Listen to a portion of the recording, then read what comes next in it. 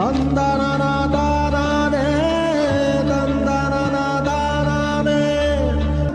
കൊല്ലം മുമ്പത്തെ സംസ്ഥാന യുവജനോത്സവത്തിന് പങ്കെടുത്ത ഒരു 10ാം ക്ലാസ്സുകാരന് കുച്ചിപ്പുടിക്കും ഭരതനാട്യത്തിനും പിന്നെ പങ്കെടുത്ത ഐറ്റത്തിനൊക്കെയും സമ്മാനം നേടിയൊരു ഉണ്ടക്കണ്ണിയോട് ആരാധനയായിരുന്നു. പിന്നീട് പഠിക്കാനുള്ള പുസ്തകം തുറന്നാൽ കാണുന്നത് അവളുടെ കണ്ണുകളായിരുന്നു. വായനശാലയിലെ റേഡിയോയിലെ പാട്ടുകളൊക്കെ അവളെക്കുറിച്ചുള്ളതായിരുന്നു. പ്രസംഗ മത്സര വേദിയിലെ കയ്യടി നേടിയ പൊടിമീശക്കാരനെ അവളും ശ്രദ്ധിച്ചിരുന്നു. പക്ഷെ പൊടിമീശക്കാരൻ കുറച്ചുകൂടെ റിയലിസ്റ്റിക് ആണ്. വിളിച്ച കൂടെ പോരുമെന്നാണ് അവനറിയേണ്ടത്. കൂടെ പോന്ന